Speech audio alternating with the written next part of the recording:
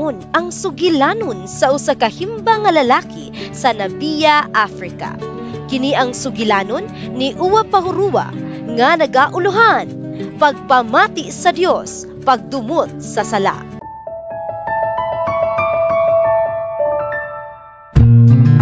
Sa desyerto sa Namibia, nagpuyo ang himba, usa ka katawhan nga semi-nomadiko nga nagbuhi og kanding, baka ug mais. Sa ting-ulan, mubalik sila sa ilang gamay nga mga puloy-anan aron magtanom og mais nga ilang pagkaon sa tibuok tuig. Si Uwa Pahuruwa, usa sa pipila ka himba nga nabautismohan ug midawat sa Seventh-day Adventist Church. Sa una, sama siya sa ubang batanong himba, nagainom, nangawat ug nakig-away. Kada bulan, kung makadawat ang mga katigulangan og pensyon gikan sa gobyerno, magtapok ang mga negosyante aron ibaligya ang ilimnon. Dinhi magsugod ang mga gubot ug pagpanikas. Usa ka adlaw, si Uwa Pahuruwa nakakita og mga batan-on nga nagpanit og baka sa lasang. Nadiskubrihan niya kini nga gikawat ug ibaligya unta aron ipalit og ilimnon. Apan miabot ang usa ka Adventistang pastor nga nagdala sa pulong sa Dios.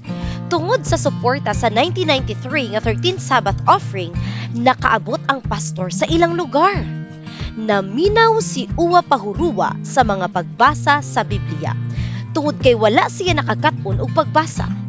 Nadungog niya ang bahin sa Dios nga nagbuhat sa tanang butang, lakip na ang mga baka, mais ug ang mga himba.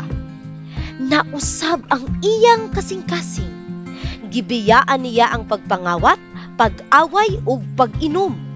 Gisalikway niya ang iyang karaang kinabuhi ug nagpabautismo sa edad nga 23. Karon, 46 na siya ug nagpabiling matinumanon sa Ginoo.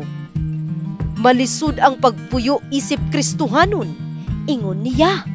Kay ang mga butang nga akong gibiyaan mao ang gikinabuhian sa among komunidad. Dugang pa niya. Ang imong halad karong 13th Sabbath mahimong hinungdan sa kausaban sa kinabuhi sama sa nahitabo kang Uwa Pahuruwa.